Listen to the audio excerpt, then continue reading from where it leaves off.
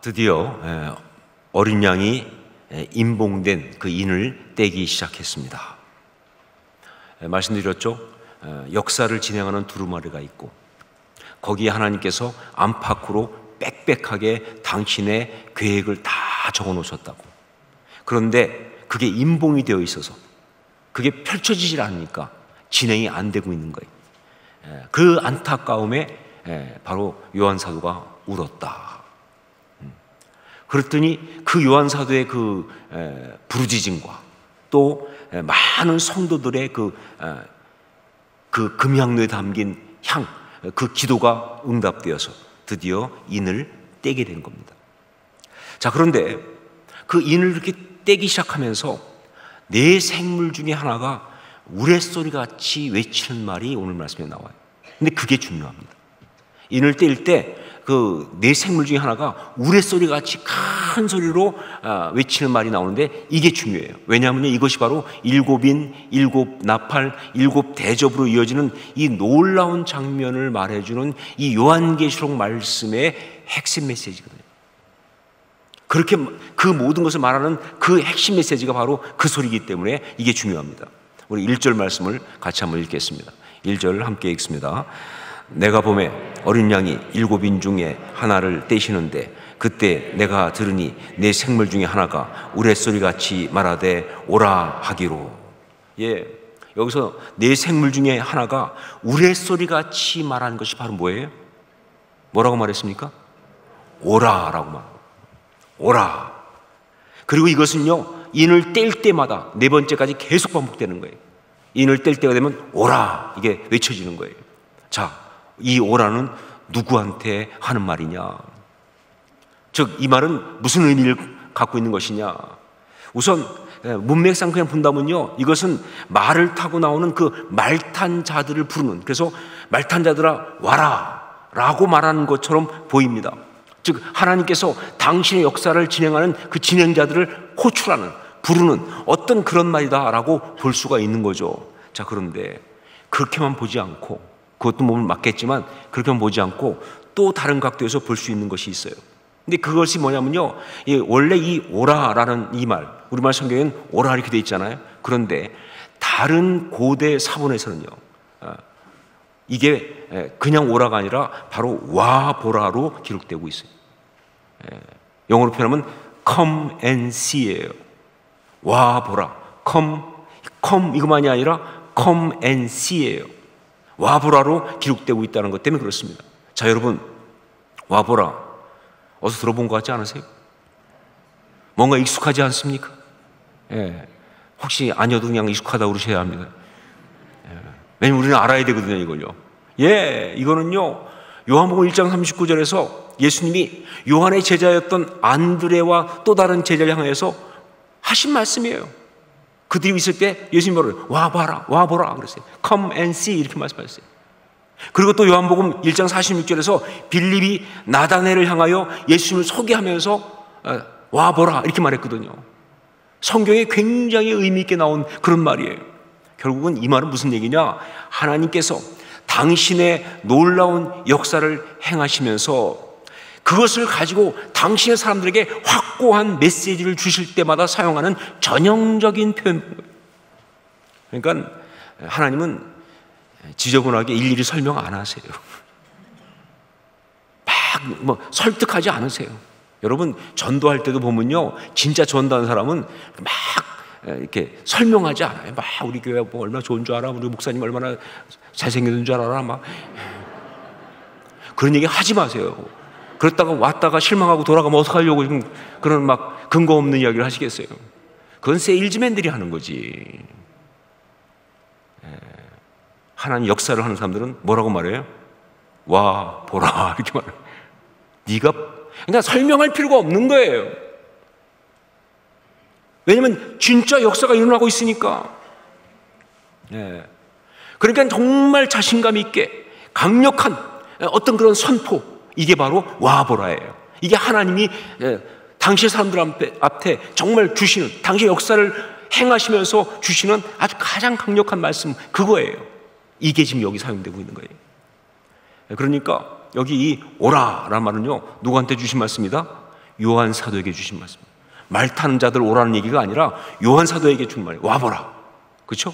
예. 그리고 그건 동시에 이 말씀을 받는 우리 모두에게 지금 주시는 말씀이기도 합니다.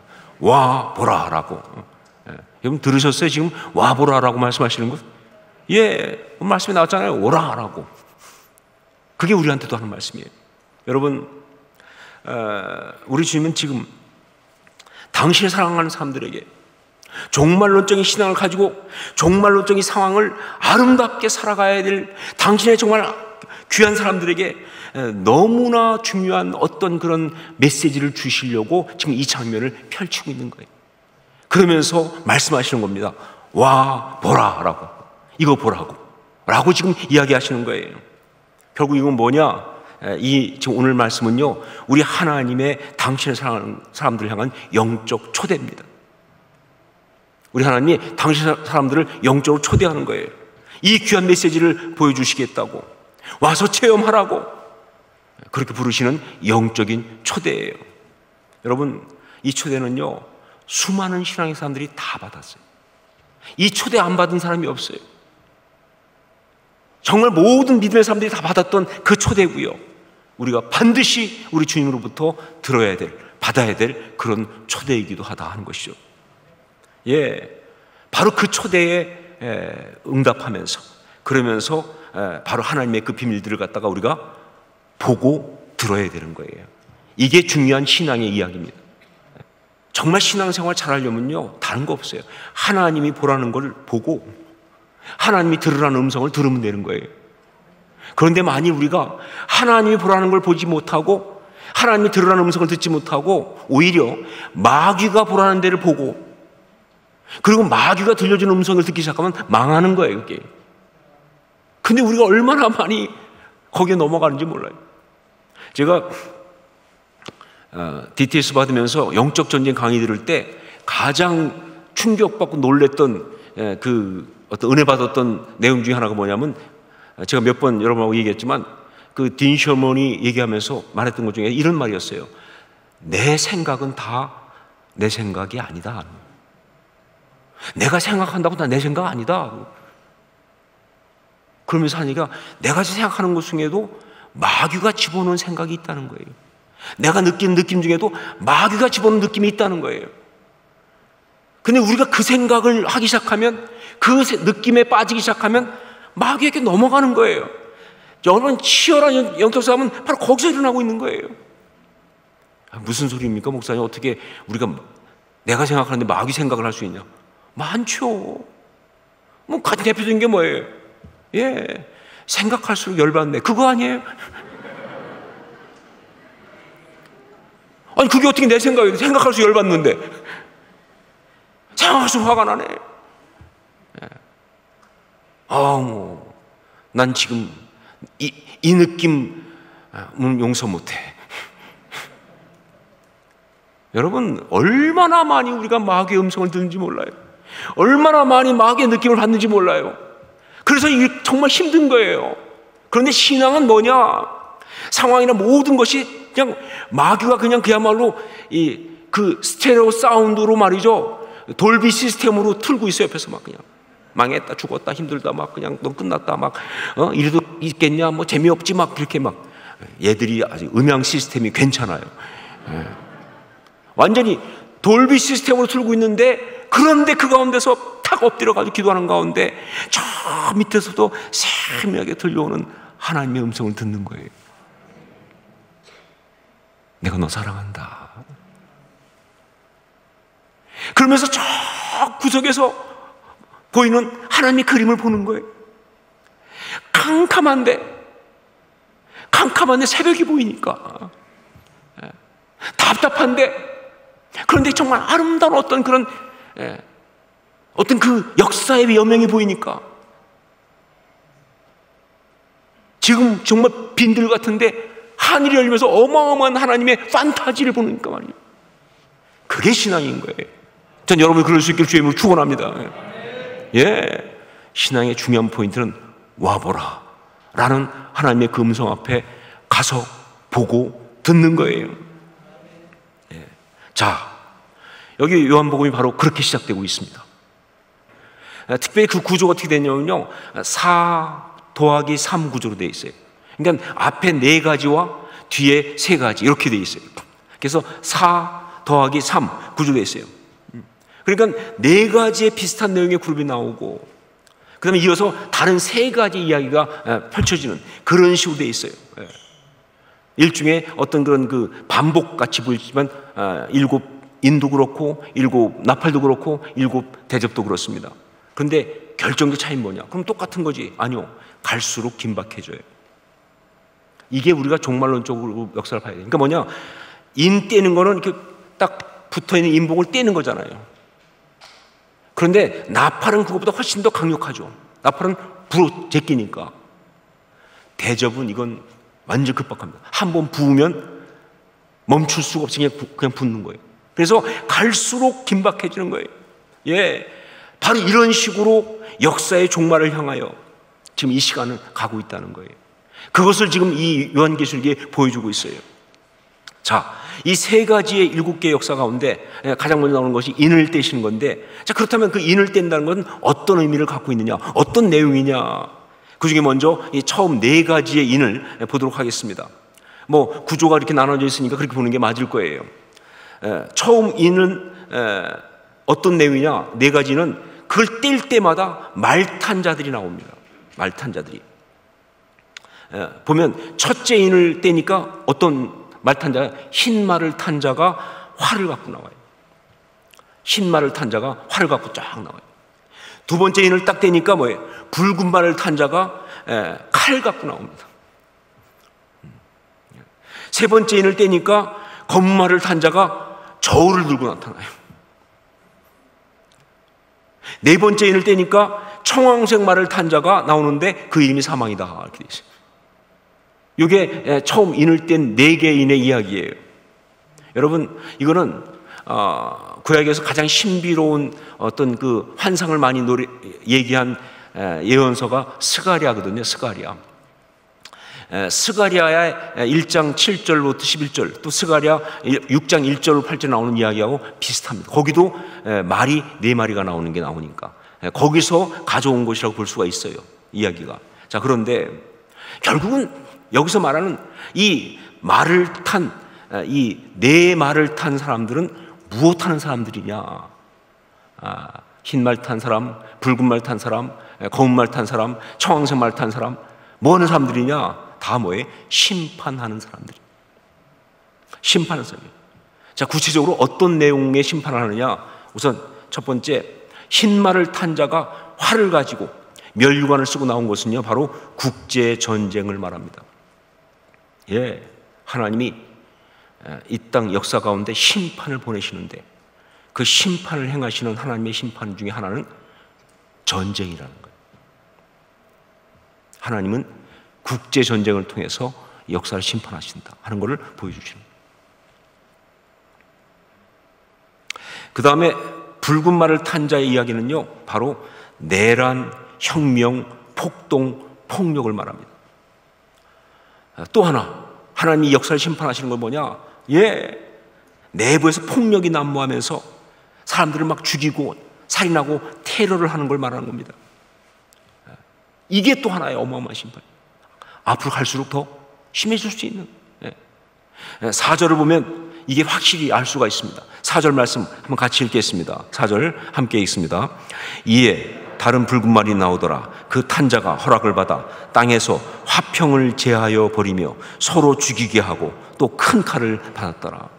서로 테러하게 하고 분열시키고 그래서 막 사람들이 수없이 많이 고통받고 죽게 만드는 그런 일이 이 역사 속에서 벌어지는데 그 하나님의 심판이다. 뭐 제가 더 설명 안 해도 테러가 하도 심하고 정말 그런 갈등들이 너무 심하니까 다 여러분 이해하실 거예요. 그 다음에 검은 말을 탄 자의 이야기는요, 흉년과 기근을 말하는 겁니다. 흉년과 기근. 특히 검은색이라는 것은요, 성경에서 검은색 그러면요 전부 다 깜빡이에요. 그러니까 곡식이 까맣게 타 죽은 것을 다 검은색으로 표시합니다. 그렇기 때문에 이게 흉년이에요, 기근이에요. 더군다나 여기 보니까 말 탄 자가 뭘 들고 나왔어요? 검은 말 탄 자가 저울을 들고, 저울. 그 다음에 이런 말까지 나옵니다. 한 데나리온의 밀 한 대요, 한 데나리온의 보리 석 대. 심각한 기근이에요. 이것도 연구한 사람이 있어요. 그래서 해봤더니 이 가격은 평소보다 12배나 비싼 값이다. 먹을 게 없으니까. 식량 전쟁. 여러분, 모르겠어요. 지금 우리가 그래도 감사하게도 뭐 잘 먹고 살 수 있는 상황이어서 그래서 뭐 정말 식량이 넉넉하니까 생각 안 할지 모르겠지만 분명한 거 뭐냐? 전 세계는요 반드시 어느 순간에 감당 못할 기근에 직면할 수밖에 없어요. 지금 사실은 이렇게 우리가 좀 잘 먹는 사람들은 전부 다 뭐냐면요, 저 아프리카나 저 힘든 나라들의 사람들이 굶어 죽는 거를 갖다가 우리 그냥 뺏어다가 먹는 거나 마찬가지예요.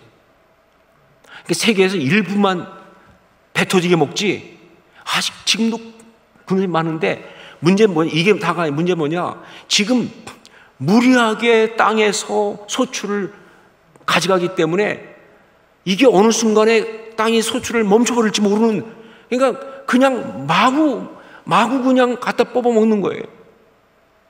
지금 탄소 얘기 나오는 게 그게 그냥 웃은 얘기가 아니잖아요. 이런 이야기가 바로 이 역사 속에 지금 있는 하나님이 인을 떼실 때 일어나는 심판의 이야기가 되는 거예요. 그 다음에 청황색 말을 탄 자 이야기는요, 두 가지 견해가 있습니다. 하나는 뭐냐? 질병, 전염병을 말한다. 왜냐하면요, 질병으로 죽은 시체의 색깔이 청황색이거든요. 그래서 그렇게 보는. 자, 그리고 또 하나, 이 청황색 이것은요, 그 앞에 세 말 탄 자의 것을 다 종합한 것이다라고 보는 견해도 있어요. 왜냐하면 그거 이름이 사망이거든요. 왜 이런 어떤 그런 엄청난 이야기를 종말적 신앙을 가지고 살아가는 사람들에게 보여주고 계시는가? 그건 바로 우리한테 두 가지 메시지를 주시려고 그러는 거예요. 첫 번째가 뭐냐? 하나님께서 세상을 심판하신다 하는 것입니다. 하나님께서 세상을 심판하신다 하는 거예요. 여러분, 우리가 살면서 신앙적으로 정말로 힘든 것 중에 하나가 뭐냐? 악이 저렇게 기승을 부리는데, 죄악이 저렇게 판을 치는데, 그런데 하나님은 아무것도 안 하고 계시는 것 같은, 하나님은 그냥 놔두는 것 같은, 그런 걸 볼 때마다 우리가 정말로 신앙적으로 흔들리잖아요. 그런데 주십니다. 아니다. 하나님은 반드시 세상의 죄악을 심판하신다는 거예요. 정말 이건 시간의 문제일 뿐이지 절대 예외가 없다는 겁니다. 여러분 믿으세요? 우리가 그거 믿지 못하면 이 땅을 어떻게 살아가요? 아니, 악한 자들이 끝까지 잘 된다고 그러면 우리가 어떻게 지금 이 삶을 유지할 수 있으며 이 신앙을 지킬 수가 있습니까? 아니요. 하나님은 심판하세요. 하나님의 심은 무섭습니다. 저는 정말 신앙생활을 하면서 때때로 그걸 너무나 많이 바라보고서 전율할 때가 한두 번이 아니에요. 그런데 또 동시에 어떤 데는 당장 볼 때는 안 그러니까 어떻게 하나님이 저런 걸 놔두지? 어떻게 하나님이 이렇게 놔두시지? 하면서 마음이 흔들리는 거예요. 그게 신앙이 흔들리는 거예요. 그럴 때 흔들리지 말라고 이거 보여주죠. 하나님이 심판하신다. 역사 심판하신다. 보여주신 거예요. 자, 여기서 혹시 여러분 이런 질문이 있을 수 있습니다. 아니, 하나님이 심판하신다 그렇다면 하나님이 세상의 모든 재앙을 이렇게 다 보내시는 분인가? 결국 이 모든 재앙과 질병과 전쟁과 이건 하나님이 다 보내는 건가? 하나님이 이렇게 파괴적인 분이라는 뜻인가? 이 세상에 일어나는 모든 그런 재앙들은 하나님의 심판이 맞습니다. 하지만 하나님이 그 재앙을 보내는 폭력과 파괴의 하나님은 절대로 아니세요. 오히려 이렇게 보면 됩니다. 이 모든 재앙들은, 이 어떤 그런 재난들은요, 세상의 죄악 안에 자기들이 이미 품고 있는 문제예요. 그러므로 여러분, 절대로 하나님의 침묵이라는, 혹은 하나님의 무력함이라는 그 마귀의 유혹에 넘어가지 마세요. 하나님은 지금도 불꽃 같은 눈초리로 보고 계십니다. 그리고 지금도 이 역사의 모든 것들에 이 저울을 들고 재고 계세요. 그리고 지금도 하나님의 시계는 계속 하나님의 그 섭리의 어떤 걸 통해서 가고 있어요. 하나님의 때에 하나님의 역사하심, 심판하심이 있다는 거죠. 우리는 그걸 의심하면 안 돼요. 여러분, 두렵습니까? 두려워야 맞죠. 그게 신앙이죠. 그걸 두려워할 줄 알아요. 자, 그러면 또 두 번째, 또 하나의 메시지가 뭐냐? 이렇게 보여주시는 이유가 뭐냐라고 할 때, 세상을 심판하는 재앙 속에서 어려움을 당할 수 있기에 준비하라 하는 겁니다. 이 네 가지 세상에 임하는 재앙들, 국제전쟁, 그 다음에 내란, 테러, 그 다음에 기근, 어려움, 그리고 전염병 같은 것들, 믿음 좋은 사람은 피해갈까요? 전쟁이 일어났는데, 그런데 핵폭탄이 여기 다 터졌는데 예수 잘 믿는 사람은 한 명도 안 죽었어. 다 핵폭탄이 고만 다 피해갔어요. 그럴 수 있다고 생각하십니까? 그 뜻이 아니에요. 이건 다른 뜻이죠. 그렇죠? 이게 끝이 아니란, 끝장내지 않겠다는 뜻일 뿐이지, 믿는 사람은 우리가 감람누니까, 우리가 포도주니까, 우리가 포도주 맞아요? 아니잖아요. 그것도. 그러니까 무리한 해석이라고요. 그건 아니에요. 여러분, 하나님이 어려움이 올 때 우리를 지켜주시기도 하지만, 그러나 이 역사에, 이 땅에 심판이 임하실 때 그거는 우리에게도 올 수 있다는 거예요. 그것을 우리가 살아가면서 볼 수가, 당할 수 있어요. 그래서 영적으로 준비하라라고 이걸 보여주는 거예요. 왜냐하면요, 정말 우리가 사람이기 때문에 어려움이 오면요, 시험 들 수밖에 없어요. 어려움이 시험 들어요. 그래가지고 신앙이 흔들리는 거예요.